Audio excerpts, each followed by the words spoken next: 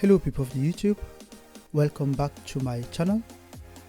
You know that feeling when you order something online and you receive the item you've ordered and you still have that feeling of excitement after you unbox it?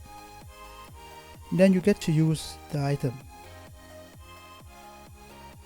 Let's talk about the SHIMBOL CP5 Wireless Monitor. If this is your first time here, subscribe to the channel. Remember to activate the notification bell, and if you already subscribed to the channel, ring the notification bell as well to be the first one to get notified every time I post a new video. By the end of this video, you will know how to connect the CP5 to your phone.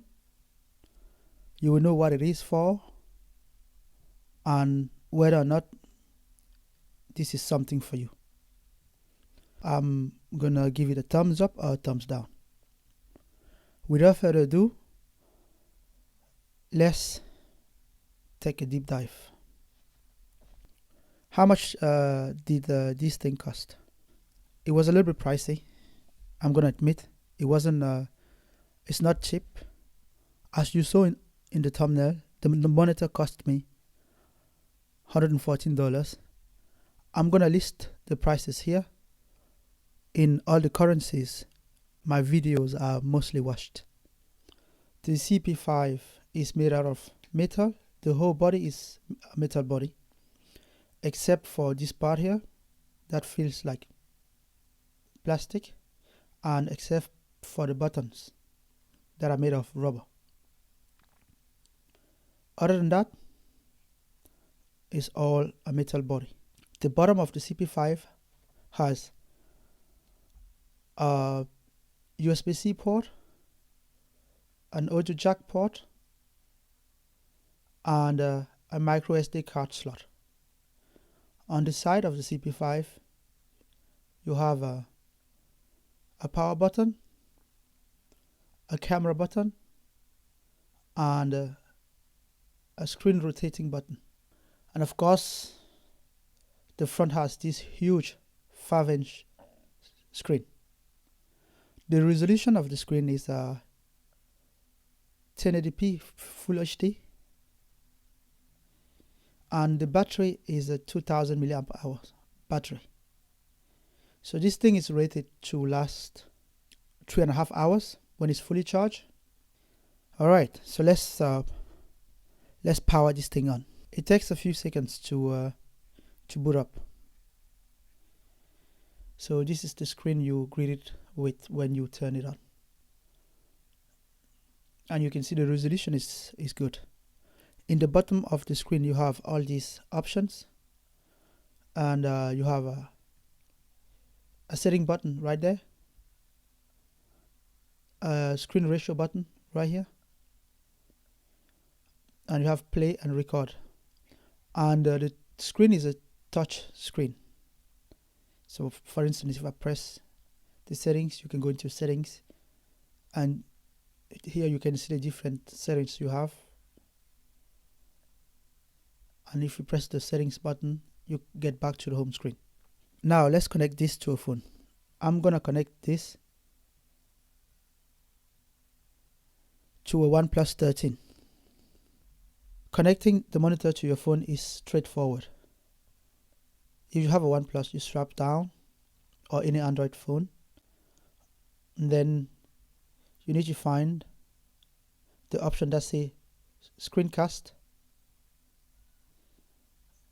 and then it's gonna search for the monitor. As you can see, the monitor appears here. Then you just choose the monitor, and it's asking me here, this is Danish by the way, but it's giving me the option to whether I want it to be the whole screen, and you press start, and then you just wait.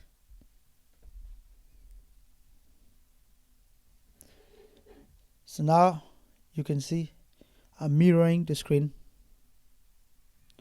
on the monitor, right? So once you're mirroring the screen on the monitor, you can go ahead, for instance, and open your camera, can see. And then you see, this is where the screen rotating button, this button here, comes handy. If you press it, I'm going to press it. Now the screen is rotated. You see? So now when you rotate your phone, you get a full screen, right? As you can see here. Straightforward. And then you can just use your main camera to record videos or take selfies. And if you use your main camera to record videos, then you can see yourself. It still gives you the possibility to see if you're in frame or not. That's the purpose of this screen. Pretty cool, right? Pretty cool. All right, so now you've seen how to connect it to your phone. I'm gonna stop the screencast from the phone. The symbol comes with this little remote control. It's Bluetooth, and it has one of those flat batteries. As you can see, it's one of those flat batteries. If the remote control is connected to your phone via Bluetooth, and you just press it, it's not going to activate the camera on your phone. It only activates the camera when your phone is already inside the camera app. Let's say filming a vlog, the screen of your phone is not going to be facing you. That's where this comes in handy. Now let's talk about the positive and the negative things about this screen, and whether or not you should buy it. So first of all, I'm going to start with the negative things, the things I think are negative. This is personally my negative points. First complaint I have is that this screen doesn't work with Sony phones, Sony Xperia phones. Doesn't work with Sony Xperia phones, and it doesn't work with Pixel phones. And those are the two phones I use. For instance, this video I'm recording it with my Sony Xperia Pro I, and I bought this screen exactly to use it with my Sony Xperia Pro I, because when I bought the Sony Xperia Pro I,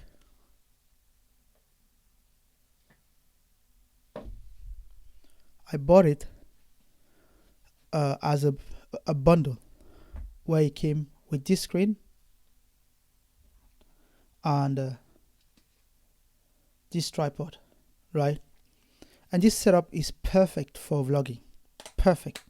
Just slap the screen here, and this screen is not wireless, so you have to connect it to your phone via a USB-C cable.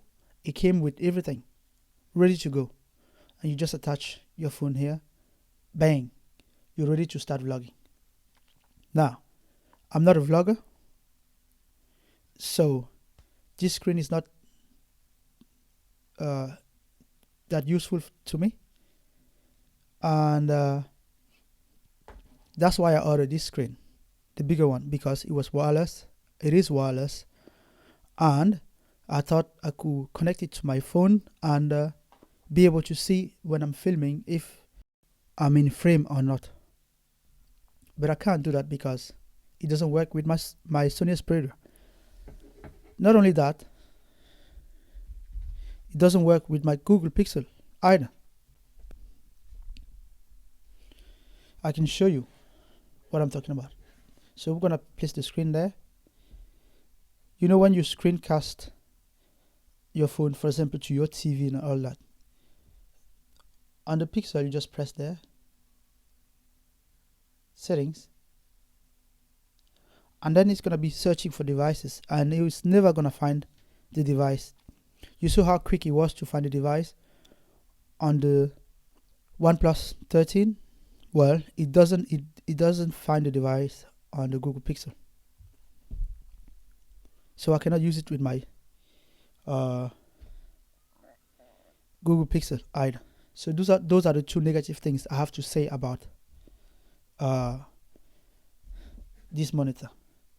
It doesn't work with my Sony Xperia, and it doesn't work with my Google Pixel. Another thing is when you're using it, it gets a little bit warm, but this is not a big deal in my opinion. It's not a big deal. The battery lasts, if you're lucky, you can push it to 2 hours and 45 minutes. But usually 2.5 hours, the battery is dead. It's still good, don't get me wrong. The positive things is a big screen, and it's a touch screen. The resolution of the screen is full HD, so the build quality is excellent. Is this monitor worth it? Should you buy this monitor? Well, it's gonna be a yes and a no, and it is gonna depend on what kind of person you are. For me, for example, I'm not loyal to any brand, which means today I can be using a Pixel phone, and tomorrow I'll switch to a Samsung phone, and after that I'll switch to a Sony phone, and after that I may switch back to a Pixel phone, and after that I may switch back to a Huawei phone or an Oppo phone. You get what I mean? So if you're the kind of person who switches phone brand all the time, and this wouldn't be a good investment, because you may go from a Samsung to a Sony phone, and then suddenly this screen is useless to you.